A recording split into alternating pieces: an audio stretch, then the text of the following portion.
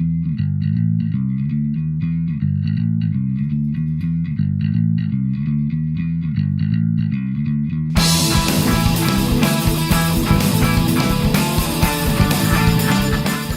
and welcome to another Beer Clipper video. In this video I'm going to get my Elegoo Saturn finally printing.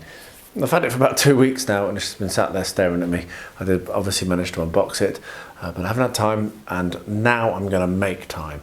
What I'm going to do is I'm going to go through the process of setting it up. I'll do that on camera, and then I'm going to slice myself a plate full of miniatures for my friend. I do some printing for him to help him out, and set that going, and we're going to see whether the first print is successful. So that's what this video is going to be about. So I have taken the wrap off the box, so there we are, that's ready. And the first thing that we're going to do now, come on then. The first thing we're going to do now is we're going to put the magnetic sheet on the build plate, because I truly think that the most important quality of life thing you can do is have a magnetic build plate. So we'll get that done, and then we'll go over, we'll get the printer set up, and we'll set it printing, and we'll see what kind of result we get.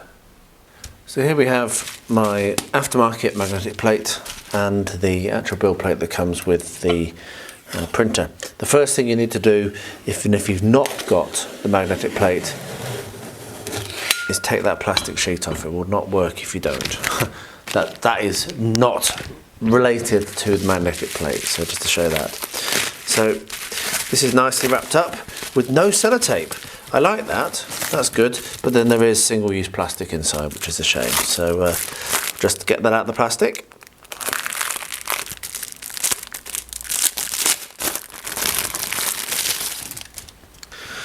The way this works is you have a plate, and this is the actual build plate, which is held on magnetically to like a pad, and the pad gets stuck to the build plate, which is very important to note.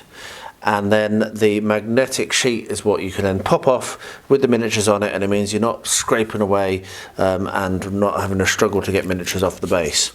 So it is quite sticky, so you need to make sure you get this right first time, otherwise you will be annoyed. And ask me how I know that, because I didn't quite get it right on my 2 Pro, and now I am a little bit annoyed because it's not quite lined up perfectly on the 2 Pro. So yeah, you've got to be very, very careful. It is super sticky, and you really do want it not overlapping, because if you put it off centre, then you won't be able to make use of all of your build plate. So there we are. That is about as good as I could get it. I am very pleased with that. So that's pressed in nice and tight.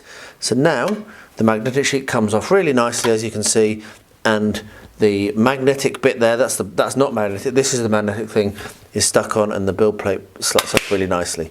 And it's pretty strong actually. That's stronger than the 2 Pro one, but I suppose it would be because it's a bigger area. So that's going to be a bit of fun trying to make sure I get that straightened. So there we are. So we've got ourselves our build plate ready. That's that. Let's go and have a look at the actual printer, see what we need to do to prep that, get that leveled, and then I'll do the slicing and get the print going, and we'll see what happens. So yeah, that was nice and easy. I'm happy with that. Let's go and have a look at the printer. Okay, so all I've done is plug this in and turned it on.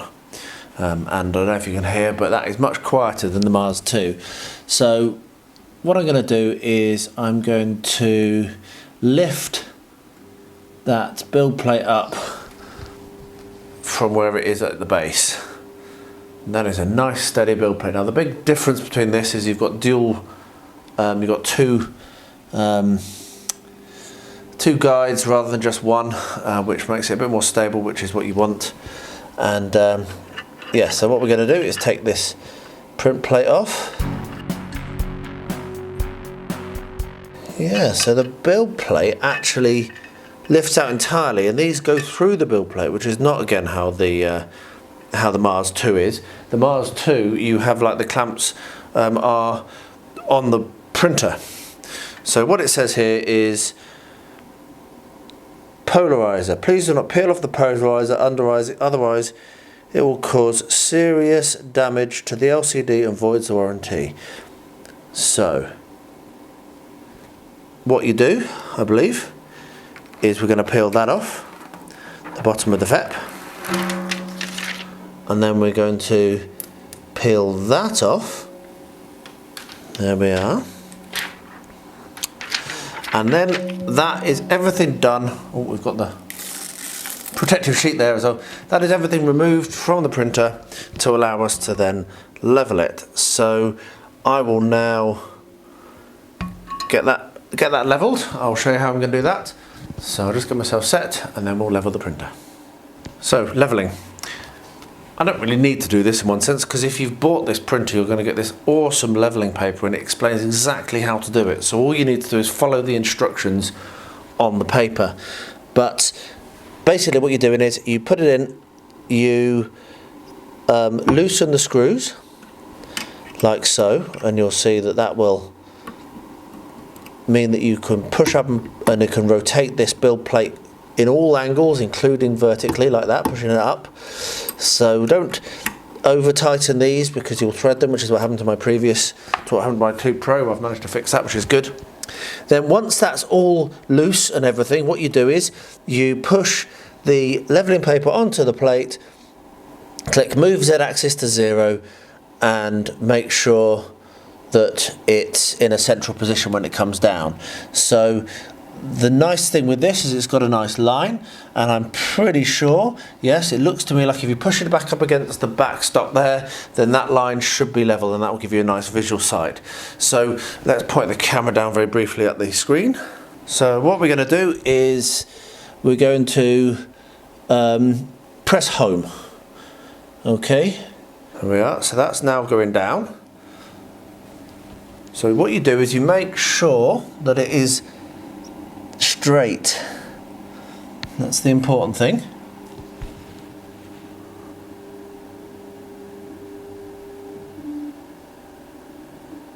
There we are. So now we're tightening up the screws, and I'm pretty sure you want to tighten the front one first. I'll just quickly double check. Well, it doesn't actually say, which is different from the 2 Pro, which is very explicit, that you want it to tighten this front one first and then the side one. So once that's in place and you tighten these, and again, don't over tighten them, don't do them loose, otherwise it will come loose, but don't over tighten them either. So once you've done that, what you do is you want to be able to, so actually it says you don't have to do anything. This is a little easier than with the 2 Pro. This is much thicker than the card or paper I was using to level the 2 Pro, and it's saying that basically that's done. So let's zoom back into the screen, and what you do is you go back and you set Z equals 0, confirm, and that has basically said this is where my FEP is going to be, or when that's where the bottom of the printer is going to be and where the FEP is going to be right when it's about to start printing. So what we can now do is, using the manual control, go up,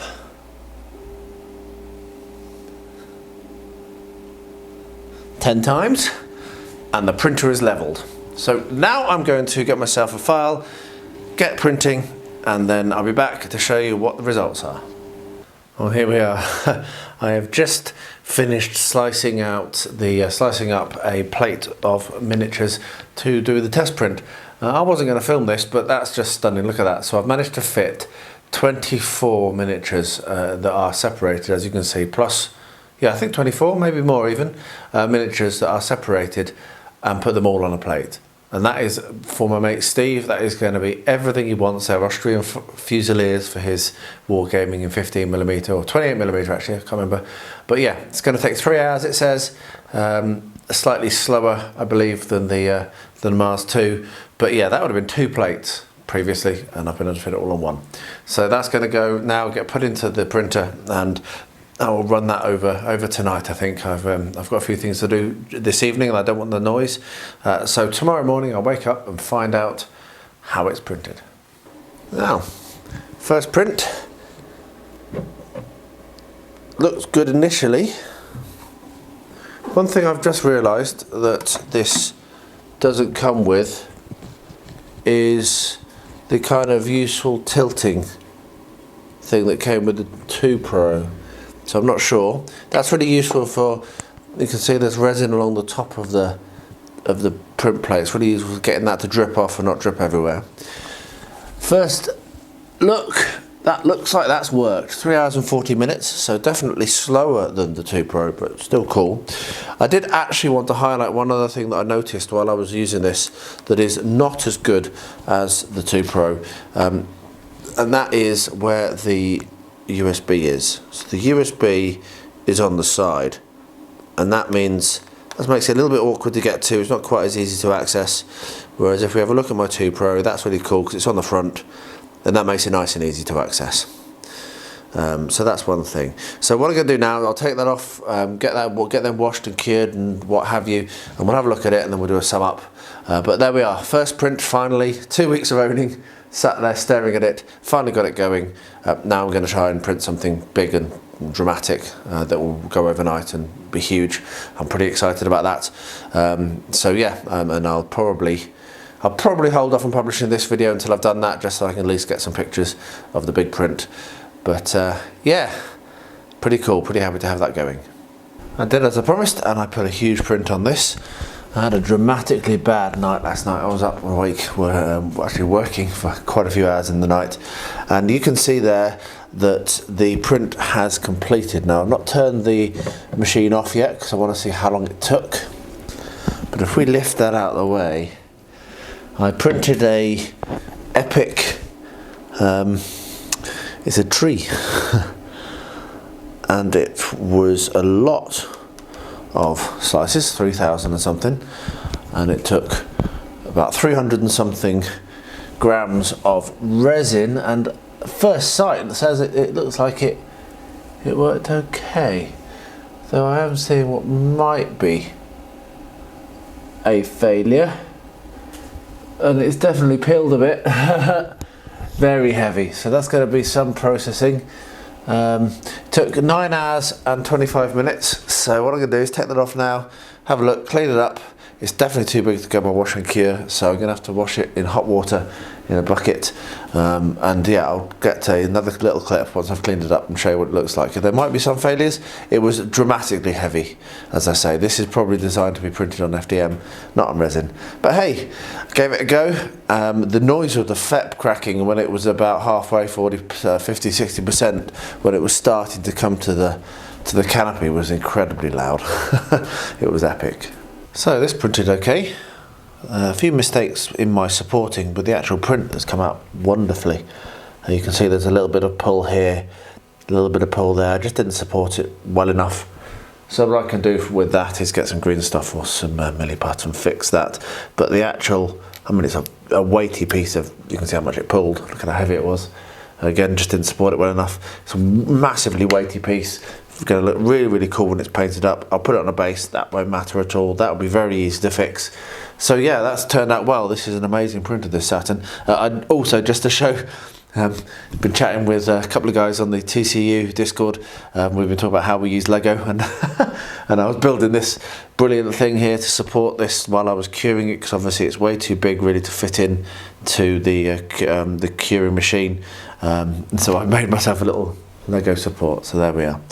So that's the Elegoo Saturn. Let's wrap this up. So there we are, 2 prints done, both of them a success. Like I say, a couple of issues on that last one, which are mainly, well, 100% down to a bad support job that I did. The noise it was making while it was printing that was incredible. The FEP snap was just cracking. But yeah, very, very impressed, very pleased, and getting some really good quality prints for those two, including the very small 15mm ones, which came out perfectly, and then obviously this huge tree. I wouldn't recommend wasting money on a tree that big in a FDM printer, resin printer, sorry. Use an FDM, much more efficient and much better for that sort of thing, terrain style things, but I just wanted to give it a go and push the envelope. So I hope you found that interesting. I hope that's helped you, maybe if you're thinking about picking up the Saturn or looking at 3D printers.